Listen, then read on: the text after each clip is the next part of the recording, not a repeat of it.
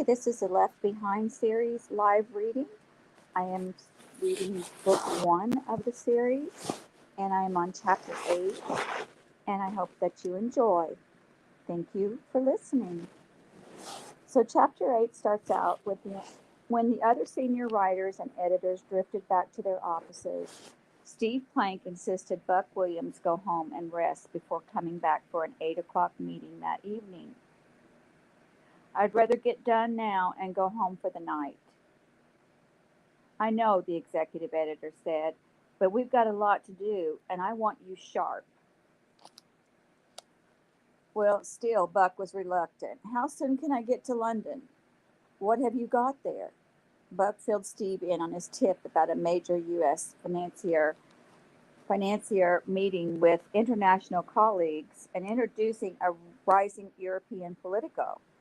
Oh man, Buck, Steve said, we're all over that. You mean Carpathia? Buck was stunned. I do. He was the guy Rosenzweig was so impressed with. Yeah, but you think he's the one my informant is. Man, you have been out of touch, Steve said. It's not that big a deal. The financier has to be Jonathan Stonigal, who seems to be sponsoring him. I told you Carpathia was coming to address the UN, didn't I? So he's the new Romanian ambassador to the UN, Buck said. Hardly. Well, what then? President of the country? Didn't they just elect a leader? What, 18 months ago? Buck said, remembering Dirk's tip that a new leader would seem out of place and time. Big shake up there, Steve said. Better check it out. I will. I don't mean you. Hi, Vexing, honey. Welcome in. Thank you for coming. I don't mean you. I really don't think there's much of a story. The guy is young and dashing and all that, charming and persuasive, as I understand it. He had been a meteoric, meteoric business star, making a killing when Romanian markets opened to the West years ago. But as of last week, he wasn't even in their Senate yet. He was only in the lower house. Well, the House of Deputies, Buck said. How did you know that? Well, Buck grinned. Rosenzweig educated me. For a minute there, I thought you really did know everything. That's what you get accused of around here, you know. What a crime. But you play it with such humility. That's me. So, Steve, why don't you think it's important that a guy like Carpathia comes from nowhere to unseat the president of Romania? He didn't exactly come from nowhere.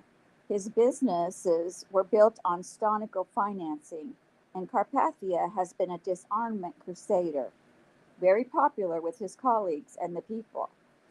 But disarmament doesn't fit with Stonical. Isn't he a closet hawk? Plank nodded. So there are mysteries.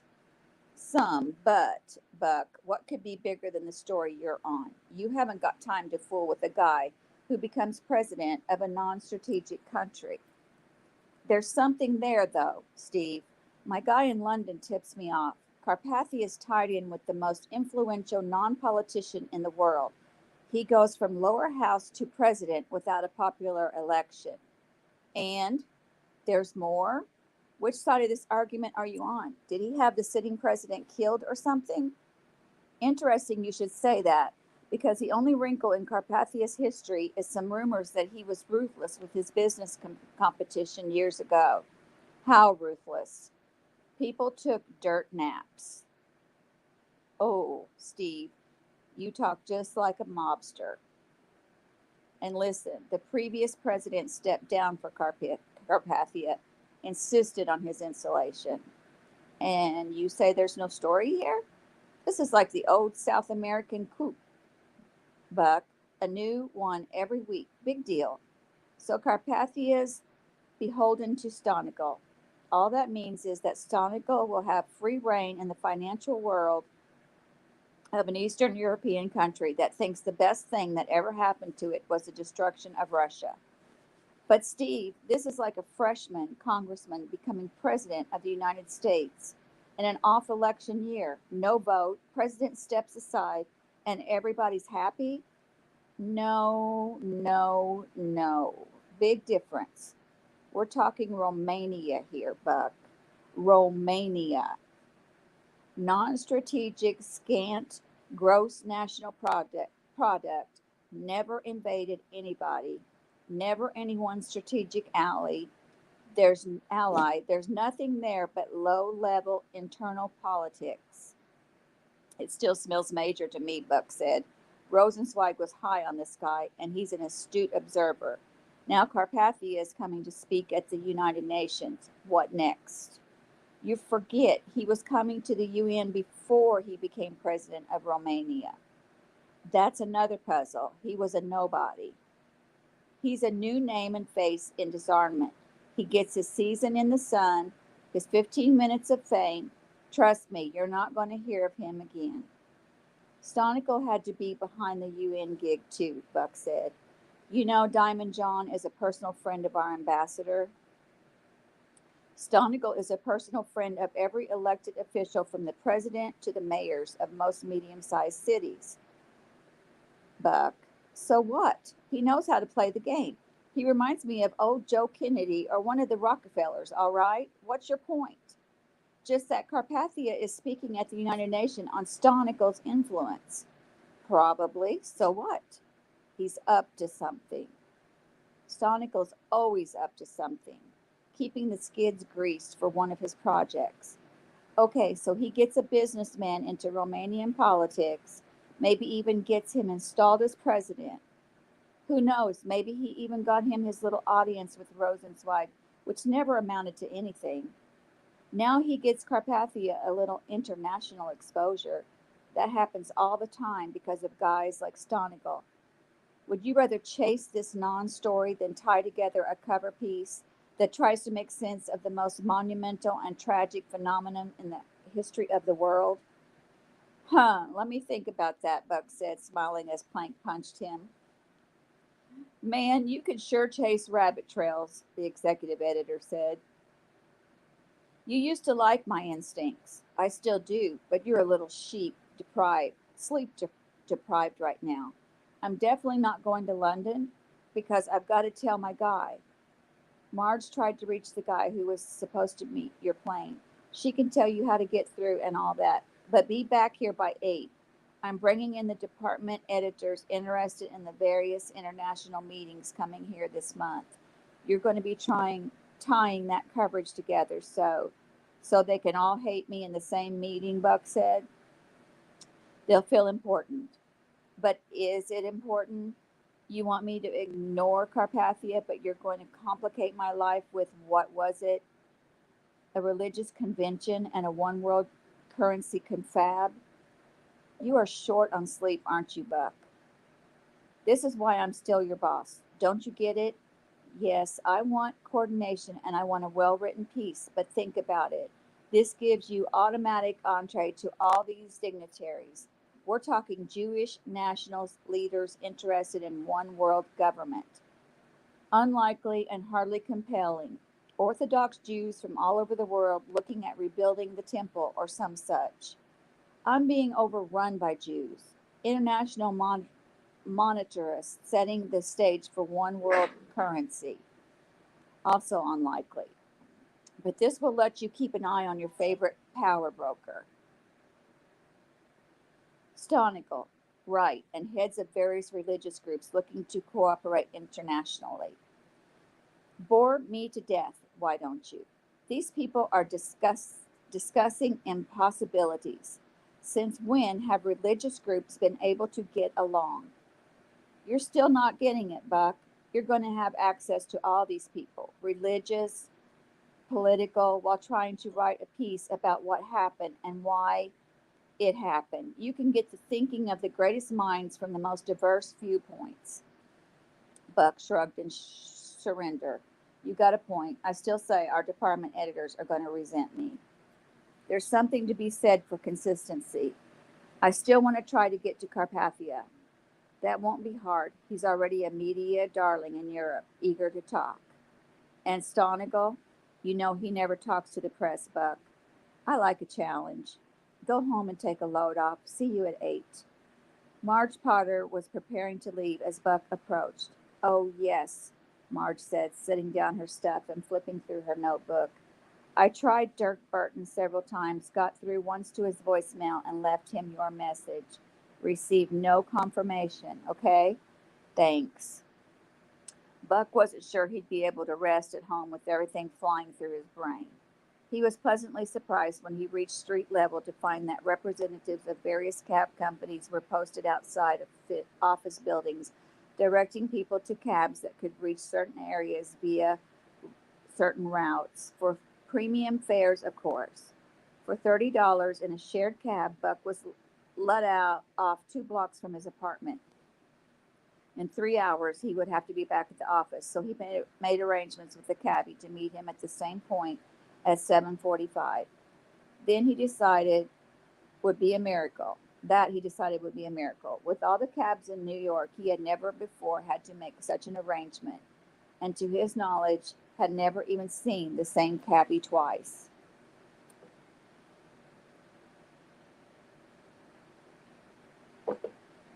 So Rayford was pacing, miserable.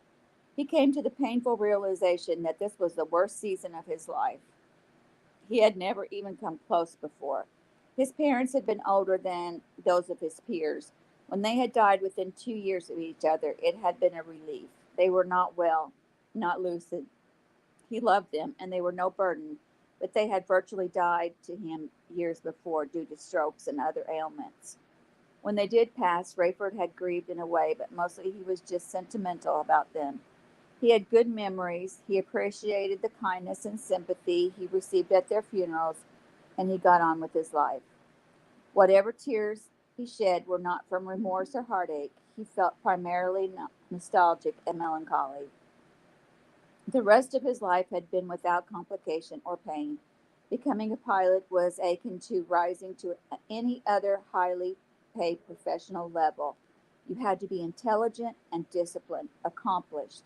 He came through the ranks in the usual way: military reserve duty, small planes, then bigger ones, then jets and fighters. Finally, he had reached the pinnacle. He had met Irene in Reserve Officer Training Corps in college. She had been an Army brat who had never rebelled. Many of her chums had turned their backs on military life and didn't even want to own up to it. Her father had been killed in battle, and her mother married another military man. So Irene had seen or lived on nearly every Army base in the United States. They were married when Rayford was a senior in college and Irene a sophomore. She dropped out when he went into the military, and everything had been on schedule since. They had Chloe during their first year of marriage, but due to complications, waited another 8 years for Rayford Jr. Rayford was thrilled with both children, but he had to admit he had longed for a namesake boy. Unfortunately, Ramey came along during a bleak period for Rayford. He was 30 and feeling older, and he didn't enjoy having a pregnant wife. Many people thought because of his premature but not unattractive gray hair that he was older, and so he endured the jokes about being an old father. It was a particularly difficult pregnancy for Irene, and Ramey was a couple of weeks late. Chloe was a spirited 8-year-old, so Rayford disengaged as much as possible. Irene, he believed, slipped into at least some mild depression during that time and was short tempered with him and weepy. At work, Rayford was in charge, listened to, and admired. He had been rated for the biggest, latest, and most sophisticated planes in the Pan-Continental stable. His work life was going swimmingly. He didn't enjoy going home. He had drunk more during that period than ever before or since, and the marriage had gone through its most trying time. He was frequently late getting home and at times even fibbed about his schedule so he could leave a day early or come back a day late. Irene accused him of all manner of affairs, and because she was wrong, he denied them with great vigor, and he felt justified anger. The truth was, he was hoping for and angling for just what she was charging. What frustrated him so was that despite his looks and bearing, it just wasn't in him to pull it off. He didn't have the moves, the pattern, the style. A flight attendant had once called him a hunk, but he felt like a geek, an egghead. Sure, he had access to any woman with a price, but that was beneath him. While he toyed with and hoped for an old-fashioned affair, He somehow couldn't bring himself to stoop to something as tawdry or as paying for sex. Had Irene known how hard he was trying to be unfaithful, she would have left him. As it was, he had indulged in that makeout session at the Christmas party before Raimi was born, but he was so inebriated he could hardly remember it. The guilt and nearly spoiling his image straightened him up and made him cut down on his drinking. Seeing Raimi born sobered him even more. It was time to grow up and take as much responsibility as a husband and father as he did as a pilot. But now, as Rayford ran all these memories through his throbbing head, he felt the deepest regret and remorse a man can feel. He felt like a failure. He was so unworthy of Irene. Somehow he knew now, though he had never allowed himself to consider it before, that she couldn't in any way have been as naive or stupid as he had hoped and imagined. She had to have known how vapid he was, how shallow and yes, cheap. And yet she had stayed by him, loved him, fought to keep that marriage together. He couldn't argue that she became a different person after she switched churches and got serious about her faith. She preached at him at first, sure. She was excited and wanted him to discover what she had found. He ran. Eventually, she either gave up or resigned herself to the fact that he was not going to come around by her pleading, and so now he knew from seeing her list that she had never given up. She had simply taken to praying for him. No wonder Rayford had never gotten that close to ultimately defying his marriage with Hattie Durham. Hattie! How ashamed he was of the silly pursuit. For all he knew, Hattie was innocent. She had never bad-mouthed his wife or the fact that he was married. She had never suggested anything inappropriate, at least for her age. Young people were more touchy and flirtatious, and she claimed no moral or religious code. That Rayford had obsessed over the possibilities with Hattie, while she probably hardly knew it, made him feel all the more foolish. Where was this guilt coming from? He had locked eyes with Hattie numerous times, and they had spent hours alone together over dinners in various cities. But she had never asked him to her room or tried to kiss him or even hold his hand. Maybe she would have responded had he been the aggressor, but maybe not. She might just as easily have been offended, insulted, and disappointed. Rayford shook his head. Not only was he guilty of lusting after a woman to whom he had no right, but he was still such a klutz he hadn't even known how to pursue her. And now he faced the darkest hours of his soul. He was nervous about Chloe. He wanted her home and safe in the worst way, hoping that having his own flesh and blood in the house would somehow help his grief and pain. He knew he should be hungry again, but nothing appealed. Even the fragrant and tasty cookies he thought he would have to ration had become painful reminders of Irene. Maybe tomorrow. Rayford switched on the television, not out of interest in seeing more mayhem, but with the hope of some news of order, traffic clearing, people connecting. After a minute or two of the same old, he turned it off again.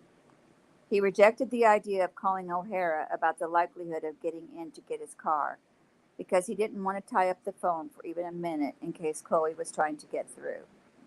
It had been hours since he'd heard she left Palo Alto. How long would it take to make all those crazy connections and finally get on an Ozark flight from Springfield to the Chicago area? He remembered the oldest joke in the airline industry. Ozark spelled backwards is Crazo, only it didn't amuse him just then. He leaped when the phone rang, but it was not Chloe. "I'm sorry, Captain," Hattie said. "I promised to call you back, but I fell asleep after the call I took, and I have been out ever since." "That's quite all right, Hattie. In fact, I didn't want to bother you anyway at a time like this." "No, that's okay. Have you talked to Chloe?" "I'm waiting for her to call right now, so I really have to get off." Rayford had been more curt than he intended, and Hattie was at first silent. "Well, all right then. I'm sorry. I'll call you, Hattie, okay?" "Okay." She had sounded hurt. He was sorry about that, but not sorry that he had gotten rid of her for the time being. He knew she was only trying to help and be kind, but she hadn't been listening. She was alone and afraid, just like he was, and no doubt by now she had found out about her family. Oh no, he hadn't even asked about them. She would hate him, and why shouldn't she? How selfish could I be, he wondered. Eager as he was to hear from Chloe, he had to risk a couple more minutes on the phone. He dialed Hattie, but her line was busy. Buck tried calling Dirk Burton in London as soon as he got home, not wanting to wait longer with the time differences overseas. He got a puzzling response. Dirk's personal voicemail ran through its usual message, but as soon as the leave a message beep sounded, a longer tone indicated that the message system was full. Strange. Dirk was either sleeping through it all, or Buck had not considered that Dirk could have disappeared. Besides leaving, Buck was a million questions about Stonigal, Carpathia, Todd Cawthron, and the whole phenomenon. Dirk was one of his best friends from Princeton. Oh, please let this be a coincidence, he thought. Let him be traveling. As soon as Buck hung up, his phone rang. Of all people, it was Hattie Durham. She was crying. I'm sorry to bother you, Mr. Williams, and I had promised myself I would never use your home number. That's all right, Hattie. What is it? Well, it's silly, really, but I just went through something, and I don't have anybody to talk to about it. I couldn't get through to my mother and sisters, and well, I just thought maybe you'd understand. Try me. She told Buck about her call to Captain Steele and brought him up to date on who Steele was, that he had lost his wife and son, and that she had been late calling him back after hearing her good news from Buck. And then he just brushed me off because he's waiting for a call from his daughter. I can understand that, Buck tried, rolling his eyes.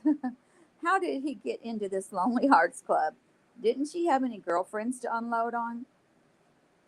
I can too, she said. That's just it. And I know he's grieving because it's like his wife and son are dead. But he knew I was on pins and needles about my family, and he never even asked. Well, I'm sure it is all just part of the tension of the moment, the grief, like you say. And oh, I know it. I just wanted to talk to somebody, and I thought of you. Well, hey, anytime, Buck lied. Oh boy, he thought. My home number is definitely going to come off of that next batch of business cards. Listen, I'd better let you go. I've got an evening meeting tonight myself. And well, thanks for listening. I understand, he said, though he doubted he ever would. Maybe Hattie showed some depth and sense when she wasn't under stress. He hoped so. Rayford was glad Hattie's line was busy because he could tell her he had tried to call her right back, but he didn't have to tie up his phone any longer. A minute later, his phone rang again. Captain, it's me again. I'm sorry, I won't keep you long, but I thought you might have tried to call me. I shut off the call waiting like I promised, but I've been on the phone, so. As a matter of fact, I did, Hattie. What have you found out about your family? Oh, they're fine, she was crying. Oh, thank God, he said. Rayford wondered what had gotten into him. He said he was happy for her, but he had come to the conclusion that those who had not disappeared had missed out on the greatest event of cosmic history. But what was he supposed to say? Oh, I'm sorry your family was left behind too? When he hung up, Rayford sat next to the phone with a nagging feeling that he had for sure missed Chloe's call this time. It made him mad. His stomach was growling, and he knew he should eat, but he had decided he would hold off as long as possible, hoping to eat with Chloe when she arrived. Knowing her, she wouldn't have eaten a thing. And that is the end of chapter 8, and we will be reading chapter 9 next, and I hope you join me, and thank you for coming. You're free to go.